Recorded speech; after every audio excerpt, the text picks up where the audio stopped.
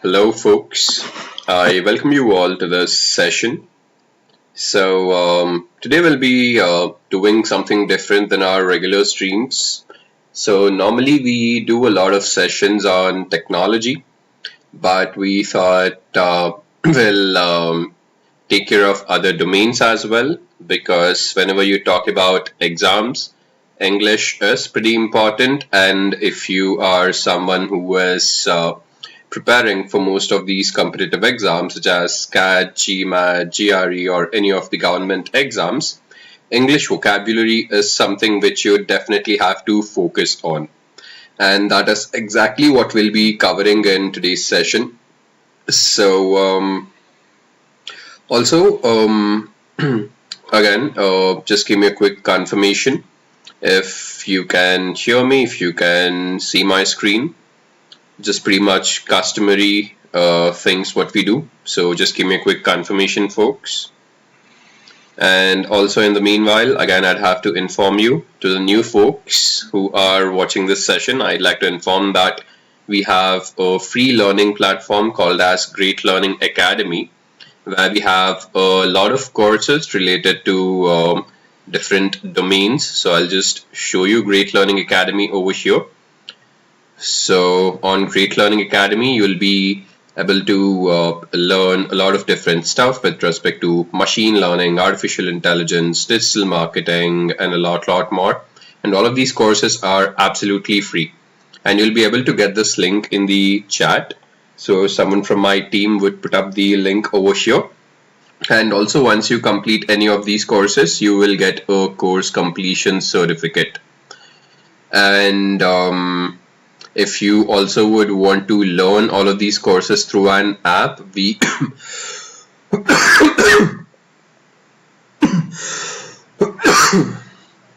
So as I was saying, if you would want to learn all of this through an app, we have the Great Learning app as well.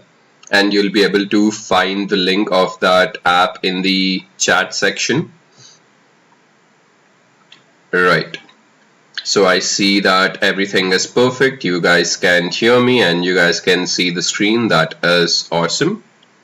So now, to those folks who are new to our channel, I'd like to request you to hit the subscribe button and also hit the bell icon, as it will encourage us to come up with more of these live sessions on a regular basis. So that would also help us out if you hit the subscribe button. And also I see that we have a watching of 56. So if we could quickly hit 50 likes, that would also be amazing, because the YouTube algorithm works in such a way that if you have more folks, more people will get to know that the session is going on right now, and people who are interested to learn can join in quickly. So, right. So we are conducting this session on English vocabulary today. So I understand that people who are attending this might be, someone who's preparing for most of the competitive exams, or who just want to brush up on their vocabulary. So I'd like to actually know, would you want this session to be in Hindi or English, or both in English and Hindi? Could you just let me know? Because since this is a different, we are taking a different session today, which we normally don't do. So what I believe is, if I take this session, let's say if I speak in English, so I'll be speaking a bit in Hindi, a bit in English. I guess that would be helpful to you guys. I'll be able to explain the etymology and the root words in a better way to you guys. Can I get a quick confirmation? Priya says bilinguals, Mita says both. Right, can I get more answers? Hindi as you wish, mix, both, English, both. Great. So both seems to be the majority word. So that is what I'll be doing. Right. So English vocabulary. Now there would be a lot of things so we'll be doing a lot of interesting things today. Now I'll be teaching a lot of different words on the basis of etymology. Now what exactly is etymology? So you try to learn these words on the basis of the root of it, or on the basis of some context. Now I can assure you guys that once we are done with this session, so whatever words you will be learning in this session, you will never forget these words. That is something which I can assure you, because we'll be learning these words on the basis of a context. So first we will start off by talking about different sorry. So first we will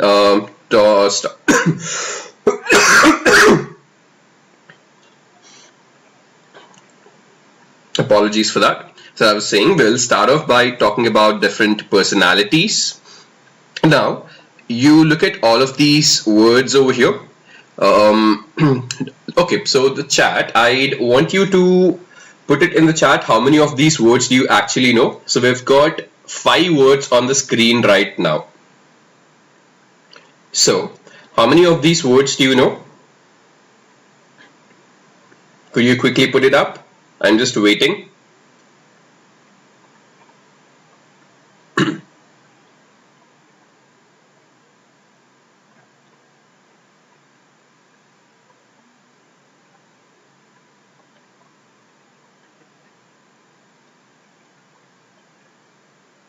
So we've got egoist, altruist, misanthrope, misogynist, ascetic. Pushkar says he knows 4 of these. Devendra says he knows 3 of these. Okay. 3, 3, 1, 1, 1, 4. Okay. Right. So now we'll be going through all of these on the basis of a context. So right now we are talking about different personalities. So you could be an egoist, you could be an altruist, you could be a misanthrope, you could be a misogynist, you could be an ascetic. So let's start with the first word, which is actually egoist. So just give me a quick second over here. I'll actually open up a different PPT over here. So I've actually opened up the wrong PPT. So this has to be the right one. Right. So we will start off with the first word, who is an egoist. Now whenever we talk about egoist, so you'd have to look at the root word. So when we talk about ego basically means self or your mind. So someone who is obsessed with himself, someone who only thinks about himself, right? So let's say if you have someone who talks about himself a lot, who boasts about himself a lot, and he doesn't really care about the welfare of others. So that person is someone we call an egoist. And now, to give you guys examples, we've got a couple of sentences over here.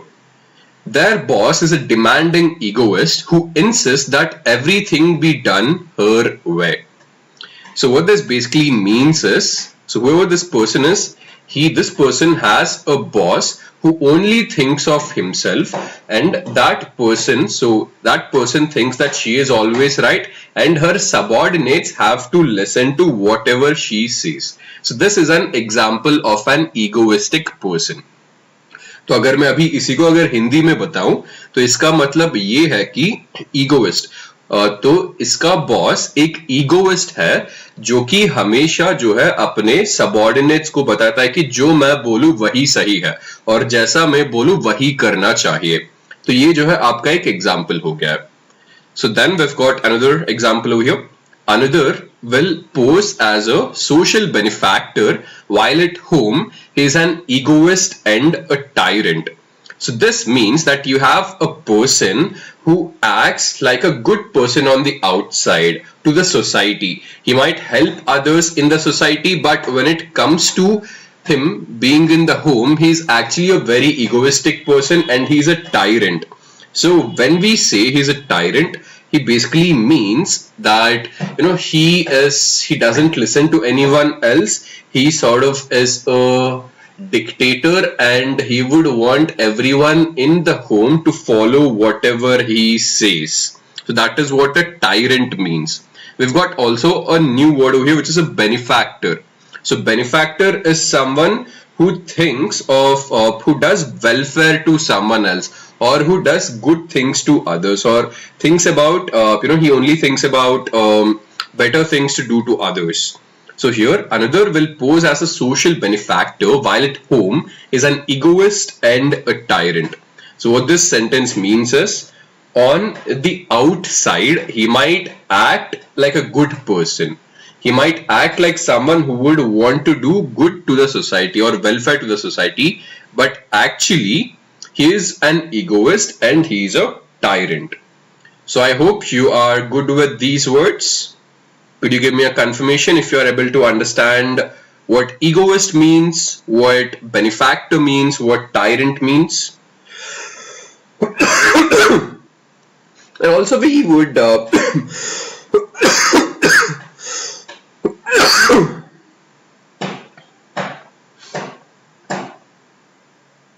and also I'd want this session to be quite interactive. So what we'll do is, I would want the chat to make sentences. So every word that we finish off, I would want you guys to write a sentence on the word which we've learned. And I do not want any cheating. I do not want you to open up Google and frame sentences. So all of you, I'd want write sentences. Make a simple sentence on an egoist. What does egoist mean? I'd want you guys to do that. So TBF is asking, can we say egoist is opposite to benefactor? Not exactly. So it is not exactly an antonym. So egoist, you can just say that he's a very, very self-centered person. Benefactor is, you're not really exactly talking about that person, but he thinks about the welfare of his society, right? So not exactly an antonym, but sort of yes. Karthik is asking what exactly is a tyrant? So tyrant is someone who is very oppressive, who is sort of a dictator and would impose rules on you and would want those rules to be followed very strictly, right? So tyrant is someone who will impose rules and he would want you to follow those rules very, very strictly, and he will not listen to you at all. So that person would be a tyrant. So we are done with the first word. So we'll go ahead to the next personality type. We are talking about an altruist. So as it is stated over here, an altruist is a person who cares about others and helps them despite not gaining anything. Right? So now you can call an altruist to be the opposite of an egoist. So an egoist thinks about only himself, but an altruist is someone who only thinks about helping others. He is selfless. While an egoist is selfish, an altruist is selfless. He would always try to help others. He would always try to put someone else above him. So we've got a couple of examples over here. A cop by profession, an altruist by nature, he ensured that everyone's safe in his society. So what the sentence basically means is, you have a cop in your society, and since he is an altruist, he always thinks about the welfare of his society, about the safety of his society. So he's ready to put himself in danger so that his society is safe. Then we've got another sentence. The billionaire is an altruist man who gives away millions of dollars every year to various charities. So this sentence means that we have a man, he's an altruistic man. Now when we say he's an altruistic man, he believes in the welfare of others because he earns so much. Now even though he earns so much, he also donates a lot to various charities because he believes that that will help, that would help to a good cause, that would help to a social cause. So this is about altruist. So now we are done with this. Also, I'd want a couple of sentences on altruist now. Then We are on to the next word, which is misanthrope. So misanthrope is a person who dislikes humankind and avoids human society.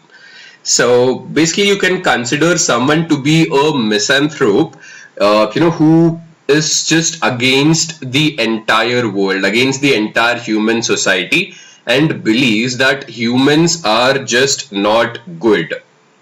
Right? He does not believe that humans are good, and he does not at all believe that another human being could help you, or another human being is someone who can support you in a time of need.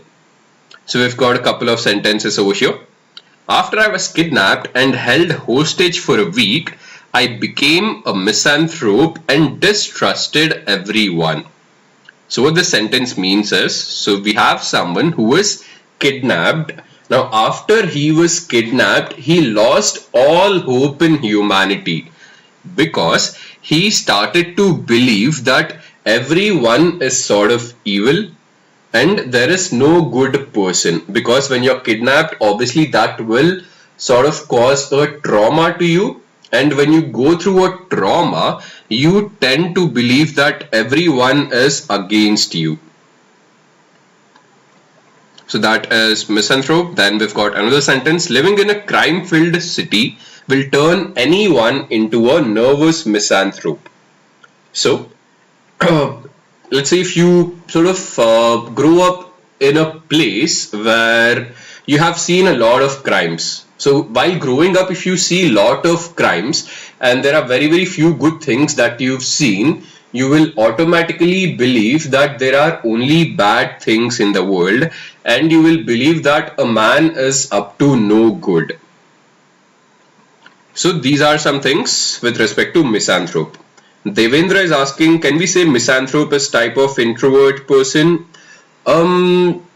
Not really, because introvert is someone who, who's sort of reserved and who does not speak much. Misanthrope is someone who hates the entire humankind.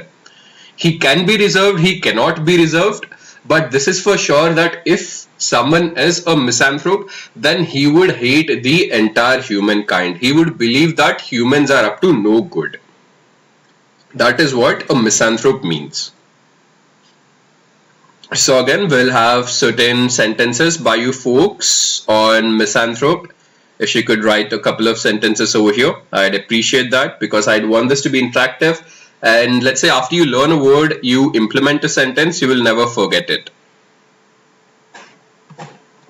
So going ahead, we've got the next word, misogynist. So misogynist is a person who discriminates or hates against women. So here let's split. So here, let's split this word up. So misogyny. So when we talk about misogyny, this is a word which normally indicates hate. Then you have GYN. So GYN, it relates to woman or female. So when you club hate and female, the word which you get is misogynist. So misogynist is someone who hates women or discriminates against women. Now we've got this sentence over here. She left the church because of its misogynistic teachings on women and their position in society.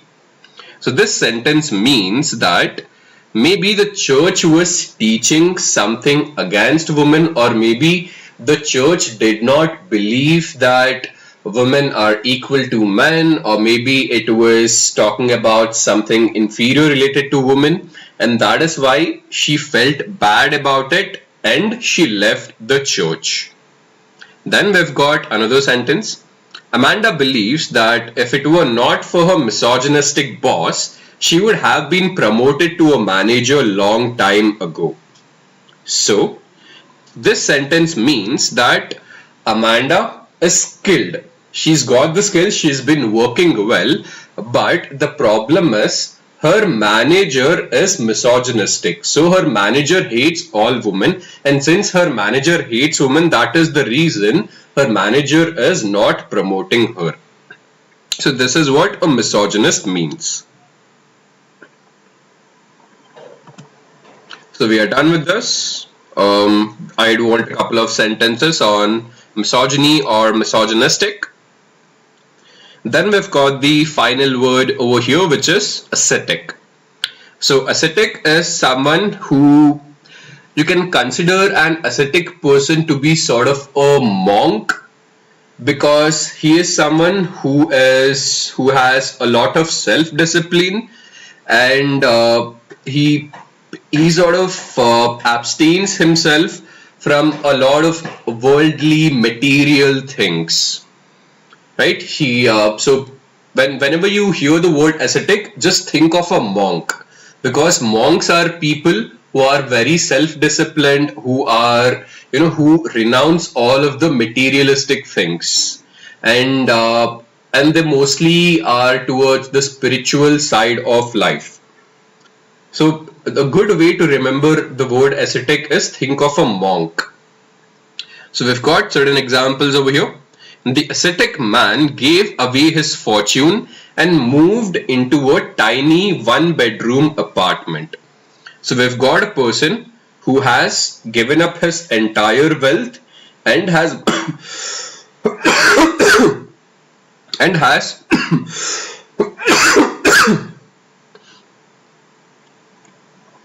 and he has moved into a tiny one-bedroom apartment because he has renounced all of the materialistic, worldly things that he has. Then we've got the next sentence. The smartest guy in my math class has ascetic habits and never does anything but study in his free time. So you've got a student in this math class who is very ascetic. So when we say ascetic habits, this means that he does not waste his time on frivolous things. He's very disciplined and focuses on only what is needed and what is important. So that is why we are talking about ascetic habits. So we are done with different personalities. Now we'll head on to the next set of words. So in the next set of words, we'll be talking about medical specialists. So what type of doctor are you? So we've got dermatologist, ophthalmologist, obstetrician, and cardiologist. So now out of these 4 words, could you let me know how many of these words do you guys actually know?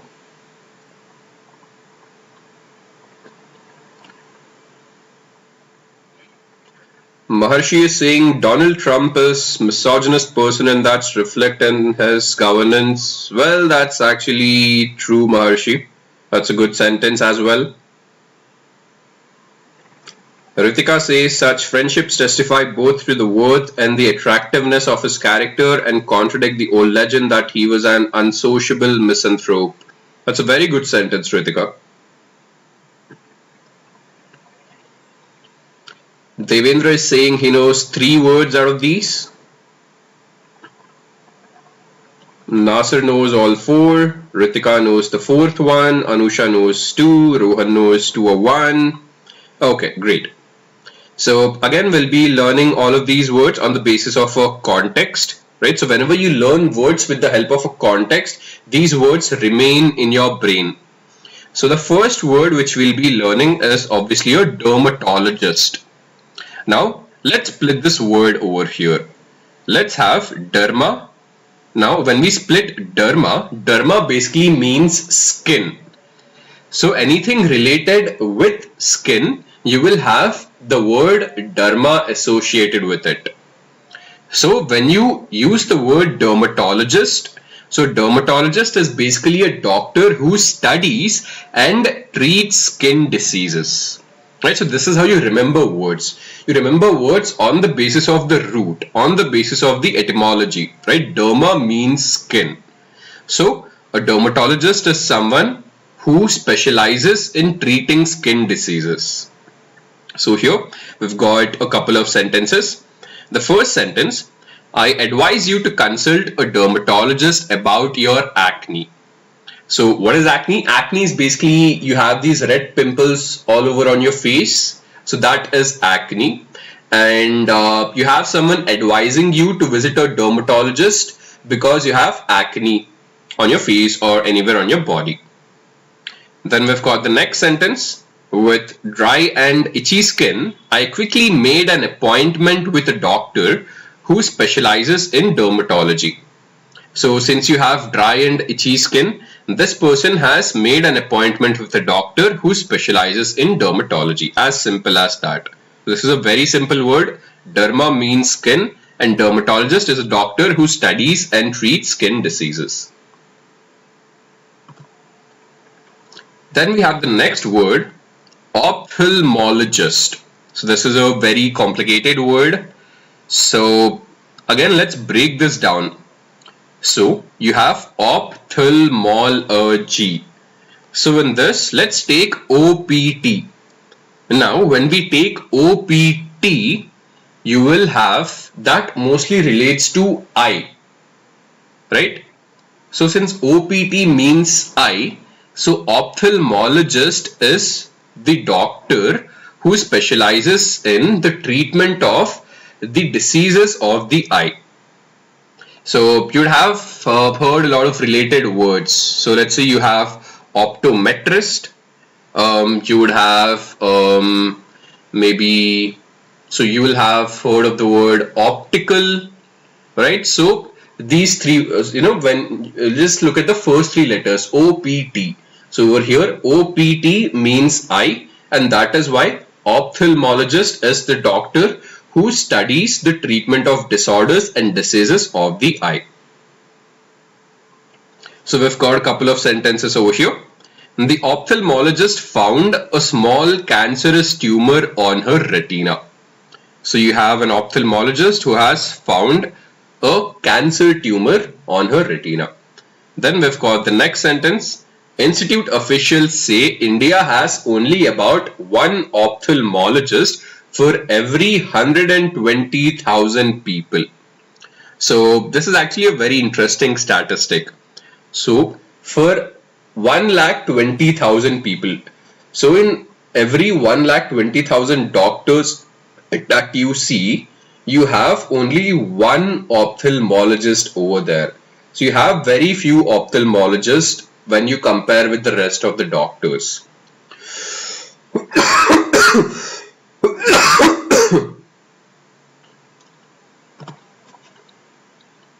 And then we'll head on to the next type of specialization.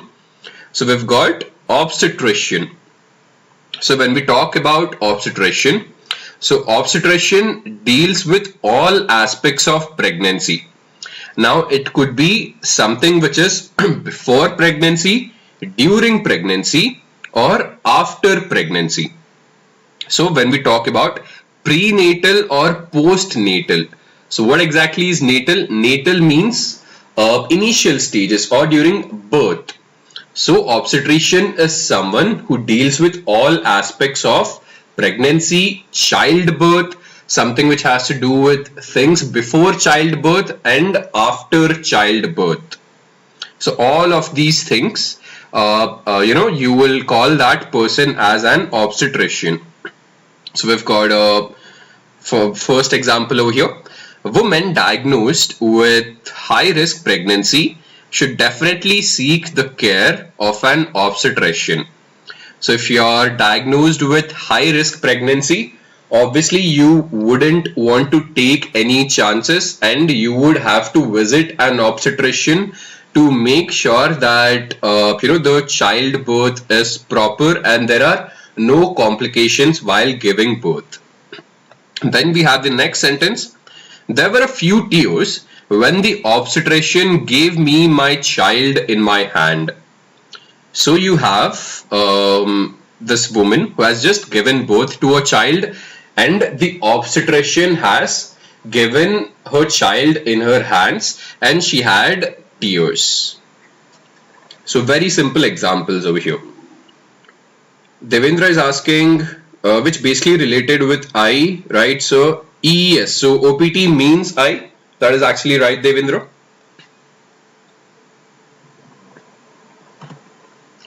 Then we have our final specialization in the medical field. We've got a cardiologist.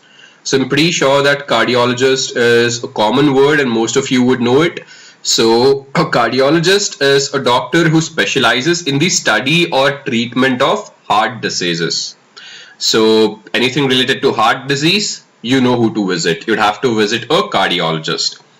So we've got our first sentence. Since Paul's father died of a heart attack, Paul decided to specialize in cardiology while in medical school. So Paul, since he had this trauma, since his father had passed away because of a heart attack, he had decided early on that he would specialize in cardiology. Then we've got the next sentence. Her father is a prominent cardiologist practicing in London. So yeah, could someone tell me what does prominent mean over here? We know who is a cardiologist. Could someone tell me what does prominent mean? What is the meaning of prominent? And I do not want you guys to cheat. No googling the answer. Even if you think it is wrong, just let me know. Because since you are here to learn, just tell me what do you think the word means. This is a pretty common word.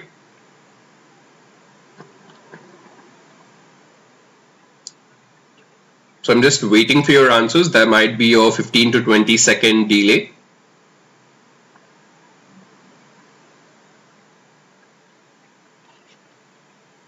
Anindita says famous. Nasser says famous. Yes. So prominent is someone who is famous, who is important, who is well known. So her father is a famous or an important cardiologist in London. That is what this sentence means. So we are also done with all of the medical professions. Then we have something interesting. Talking about talking. So we've got different words related to how people talk. Now before we go ahead with that, again, I just like to inform to the folks who have just tuned in, if you haven't yet subscribed to our channel, quickly hit the subscribe button and also hit the bell icon. That would help us a lot, and you will also get notifications whenever we come up with these new sessions on a regular basis. And also, if we could just hit the like button. So I see that there are 63 people watching. So if we could just get a few more likes, that would be amazing.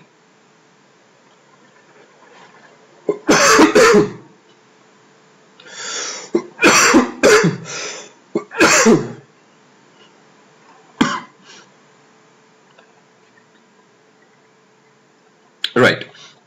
So as I was saying, let's actually talk about how people talk. So we've got all of these words: taciturn, garrulous, voluble, inarticulate, and cogent. Again, we'll follow the same routine. How many of these words do you know? We've got 5 words on the screen right now. So out of these 5 words, how many of these do you actually know?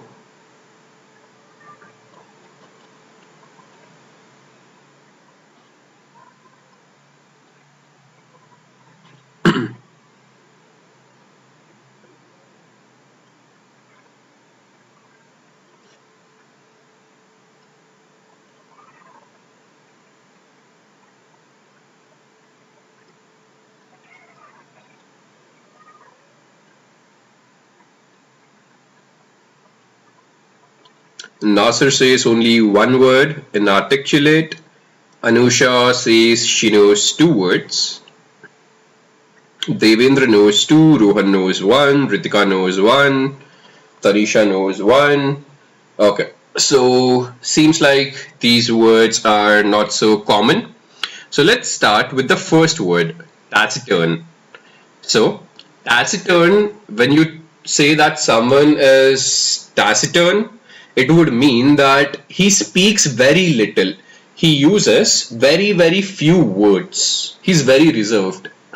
Now you'd have to understand the difference between taciturn and an introvert. So an introvert is someone who is, who's sort of shy and doesn't socialize much. But that is not the case with taciturn. So when we say that someone is taciturn, he might be a social person, but it's just that he doesn't talk much, right? He goes out, he is a very social person, but it's just that he speaks very few words, right? He's not a very talkative person and he speaks very less. So that is what taciturn means. So we've got a couple of sentences over here. The first sentence, although my grandfather was a taciturn man who spoke infrequently, he was a man people readily followed. So this sentence means that this person's grandfather, he did not speak much, but whenever he spoke, it was quite commanding or it was quite instructive and people readily followed whatever he said. Then we've got the next sentence. When Jack drinks, he goes from being taciturn to being very outspoken. Well, this is actually, people, so whenever you talk about alcohol sort of does have this effect on you, right? So whenever you start drinking, you tend to speak a lot, and it seems to be the same case with Jack as well. So normally Jack he does not speak much, but only when he drinks, he tends to speak a lot more. Then we've got the next word, which is garrulous. So garrulous is opposite of taciturn. So garrulous is someone who is excessively talkative. And now when we say excessively talkative, there could be, people talk a lot, but when you call someone garrulous, he mostly talks on irrelevant matters, trivial matters which do not mean something.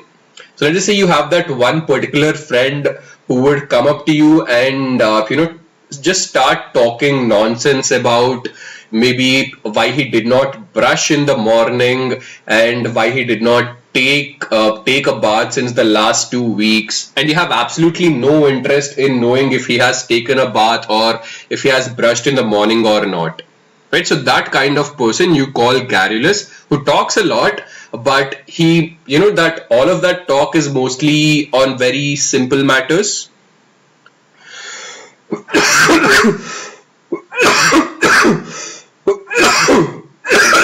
Sorry. So we've got the first sentence over here. How am I going to sleep sitting next to this garrulous woman on my long flight home? So let's say you're just traveling in a flight and you've got a woman sitting next to you and she keeps on talking and talking and talking about very trivial matters that would obviously annoy you. This is what that sentence means. Then we've got the next sentence. From being a painfully shy, diffident recluse, he suddenly metamorphosed into a garrulous and sometimes painfully overbearing extrovert. So in this sentence we've got a lot of new words. So put in the chat what is meant by diffident, recluse and metamorphose. So even though we're talking about garrulous, but this sentence covers a lot of difficult words. So I'd like to know what is the meaning of these things.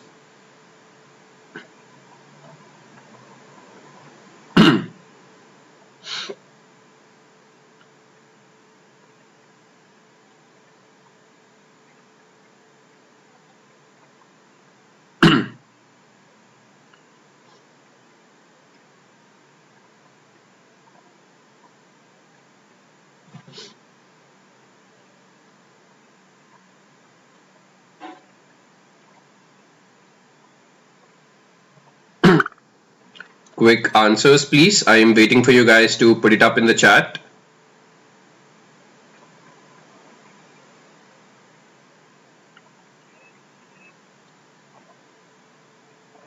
Does anyone know what does diffident, recluse and metamorphose mean?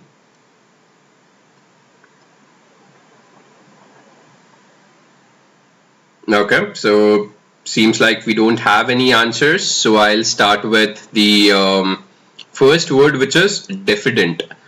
So diffident is someone who is extremely shy, extremely modest, extremely reserved, who is sort of you can say maybe diffident is someone who is the opposite of maybe courageous, because let's say he's very very reserved, he's extremely modest, he's extremely shy, so that kind of person you will call diffident. Then we have recluse. So recluse is Rohan says recluse meaning too much talking. No. So recluse actually means who does not go out, who does not socialize, who sort of stays only within his boundaries, right? Who does not socialize at all. Then we've got metamorphose. Metamorphose is you transition into something else, you convert into something else, or you become something else. I'm not sure if you have seen a lot of I don't know, Pokemon series. So you have Caterpie turning into butterfly, if I'm not wrong, or maybe let's say you have a caterpillar metamorphosing into a butterfly, right? So these are some examples of these three words. Anusha says recluse is a person who likes to be alone. Yes, that's right. Diffident is someone who is extremely modest, who is extremely shy, who is extremely reserved. Recluse is someone who does not go out, who does not socialize. Metamorphose is someone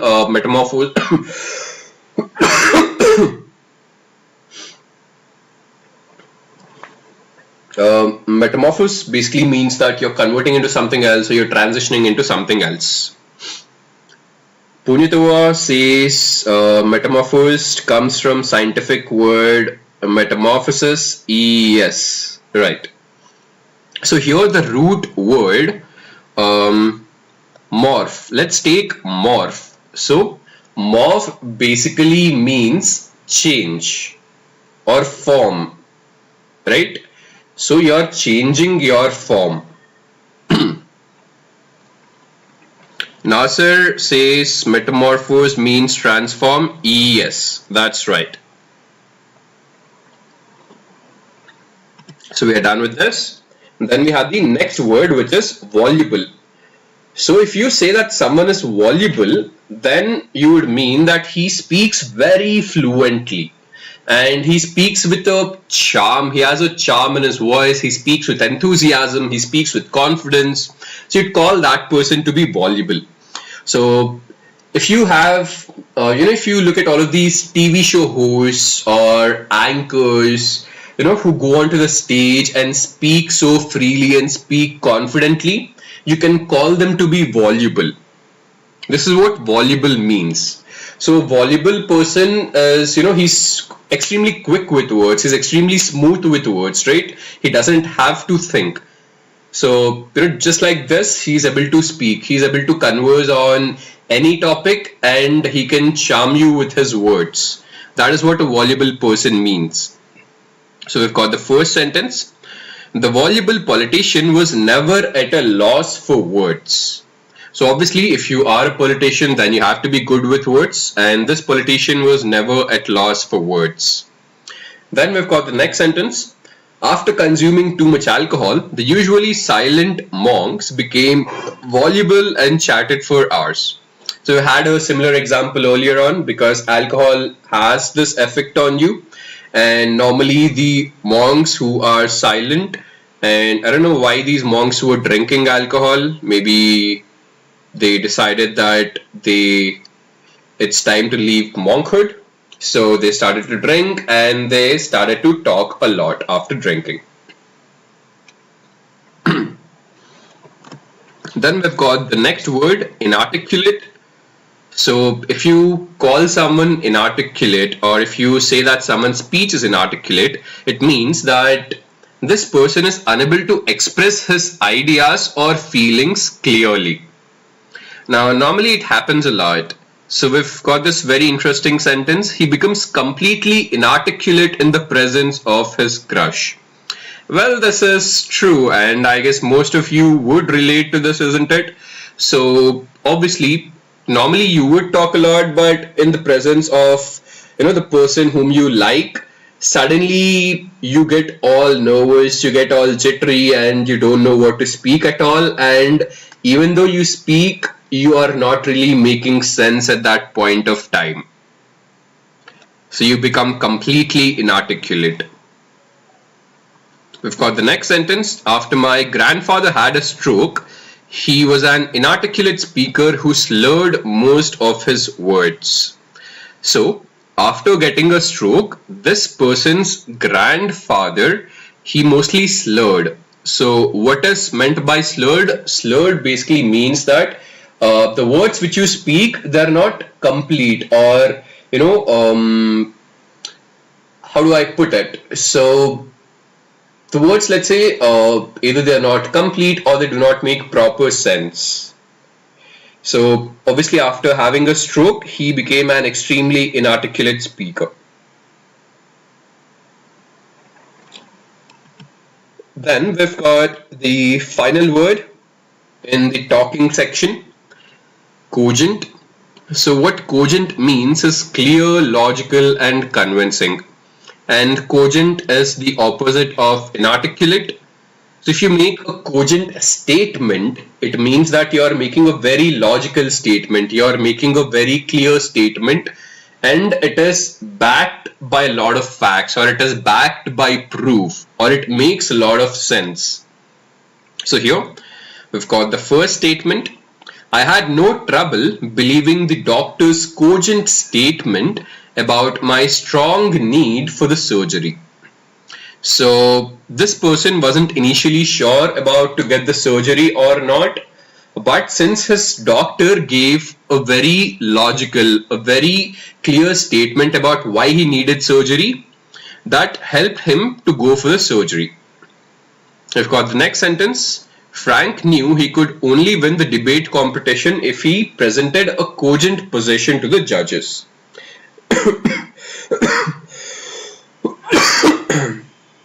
So normally you have a lot of debates going on, and in these debates, people tend to speak a lot of nonsense, but then again, speaking nonsense doesn't get you the reward, doesn't it? Only if you make proper logical statements which make sense, that is what actually matters, and that is what Frank was trying to do in this particular debate competition. So we are done with the previous section.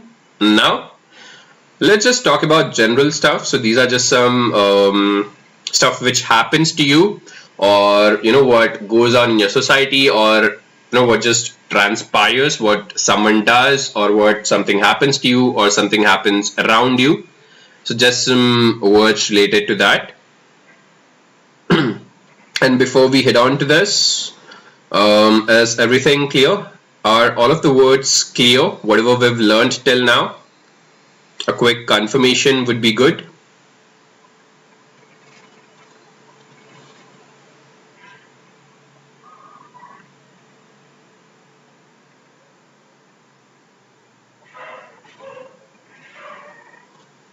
Right.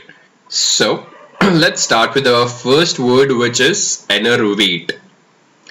Now again, customary thing which I forgot. So out of these 4 words, how many words do you actually know? We've got enervate, castigate, alleviate, and vesylate. So quickly let me know how many of these words do you guys know?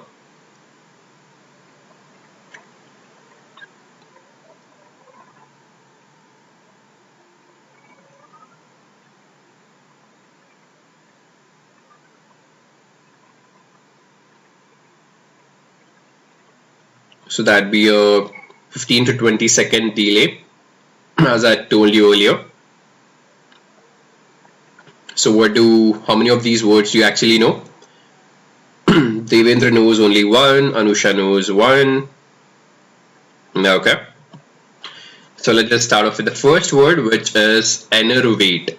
So enervate means that when you've completely lost all of your energy, when you're completely sapped of your energy, or it could either be energy in a physical form or mental form. it doesn't have to be physical, it can be mental as well. Sometimes you're mentally tired as well. Sometimes you're physically tired, sometimes you're mentally tired, and you could either be mentally or physically tired as well. So enervate would basically mean when you're completely drained of energy, and this energy either could be physical or mental. So we've got the first sentence. The hot sun enervated her to the point of collapse. So this sentence means that since you have this extreme heat because of the sun, and that because of the extreme heat she lost all of her energy and she was about to collapse. Then we've got the next sentence. A lifetime of working in dreary jobs had enervated his very soul. So dreary job basically means that a very dull, very dull, without any a dull, morose, very very day-to-day activities. There was no there was no action in these jobs, and all of these very dull jobs had enervated his soul, and he had lost his, maybe he had lost complete interest in life itself because of working in these dreary jobs. And then we've got the next word, which is castigate. So castigate is if you scold someone, if you criticize someone very heavily, right, very severely. Scolding someone, so let's understand the difference between the word scold and castigate. If you use the word scold, now you can either just scold in a very mild manner, or the scolding could be heavy as well. So now, if someone scolds you very severely or someone criticizes you very severely, the word for that is castigate. So we've got the first sentence over here. My teacher will not leave a single opportunity to castigate me, as I'm her least favorite student of all. So since the student or maybe the teacher hated the student, that is why this teacher criticized the student very seriously or scolded the student very seriously all the time. Then we've got the next sentence. When the police chief discovers his officers let the criminal escape, he is sure to castigate them. Obviously, so let's say as a police officer, if you have let the criminal escape, that is, you're not doing your job really well.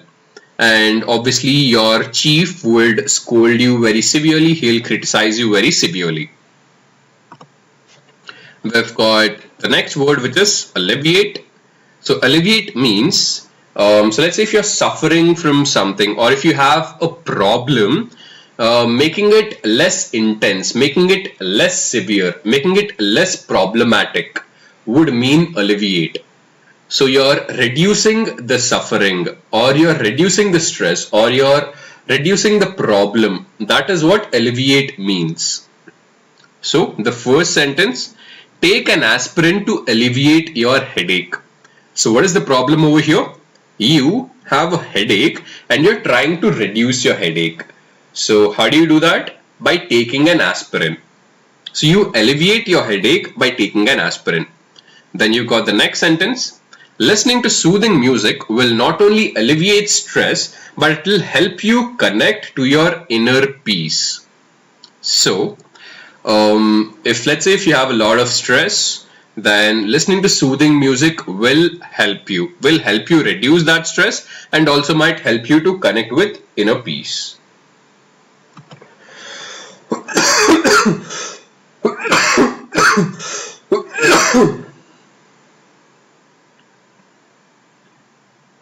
Then we've got the next word, which is vesylate. So vesylate means wavering between different opinions or actions. So you're basically being indecisive. So let's say if you have a lot of decisions to make, and if you're not sure which decision to take, you are basically vacillating between these decisions. So we've got the first sentence over here. While King Henry was normally a good leader, He had the tendency to vacillate when important decisions needed to be made. So King Henry is a good leader, but the problem is if you have if you have some important decisions to make, that is when he'll not directly reach to the correct decision, but he might go here. He might first think of the first decision, then he'll go to the second decision, then he'll go to the third decision, and he might take a lot of time in coming to the right decision. Sachin says, go to the doctor to alleviate your cough. That's a very good example, Sachin. And points to you for actually giving a relevant example to what is happening over here. That was actually quite smart, Sachin. So then we've got the next sentence. When you're under too much emotional stress, you vacillate and procrastinate, especially when it has something to do with money. So obviously, if it has something to do with money, you can't be financially stupid, and maybe you go to and fro between all of your decisions. So that was about general stuff. Then we will talk about emptiness. So here let's look at the root word. So you have vacant, vacuous, vacuum, and vacation. So here you will see that the root word is VAC, which is vac, and vac basically means empty. And we are looking at all of these words which have been formed on the basis of this root word VAC. So let's start off with the first word. We have vacant. So this is just a simple extension of VAC. Vacant means not occupied or empty. I'm pretty sure most of you would know this. So the first sentence, 40% of the offices are still vacant. So when we say 40% of the offices are still vacant, they've not been occupied, they're just empty. Then we've got the next sentence, looking like a ghost town. It was hard to believe the vacant motel once had a lot of guests. So, it sort of seems that the town is very secluded. This town is present in a very secluded place, and you have this motel in this very secluded place, and not a lot of guests come to this motel.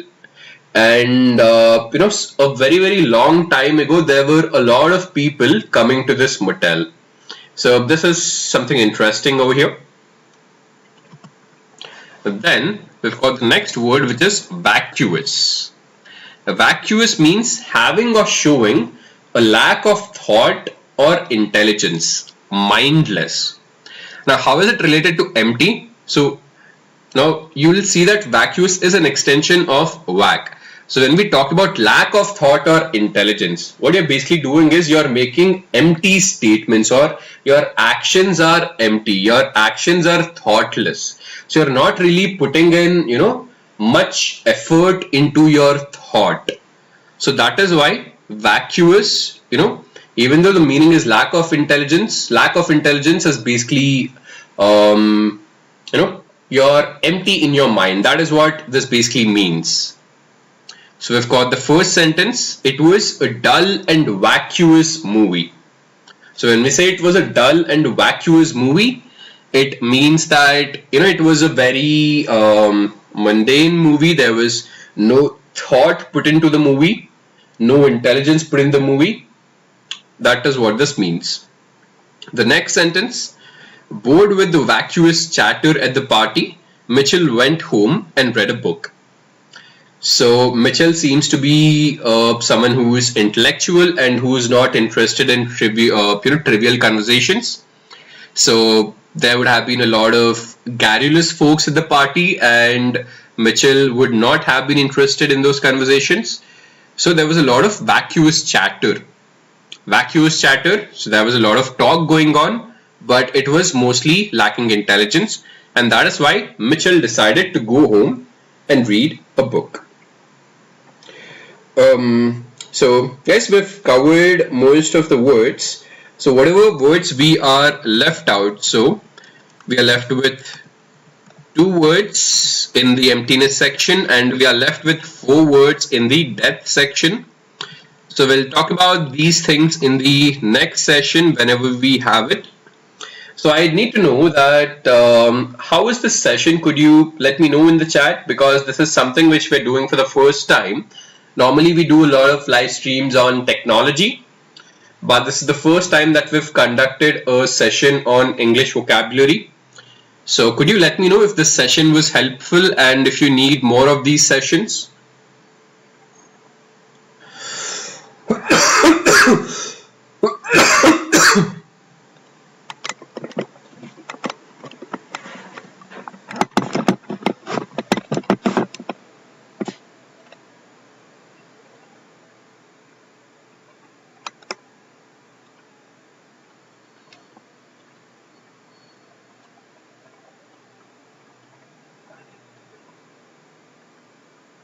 Any response, folks? Okay, could you let me know if you need more of these sessions? So normally we conduct a lot of sessions on Python, data science, artificial intelligence, but also we'll be coming up with a session on quantitative aptitude, basically maths, because quantitative aptitude is also something which is which is important when you talk about a lot of these exams, competitive exams or government exams. So we'll be also doing a couple of sessions on that.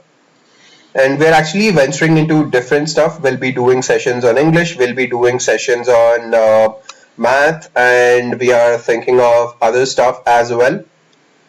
So seems like this was helpful. So thank you folks for attending it, and let's meet in the next session.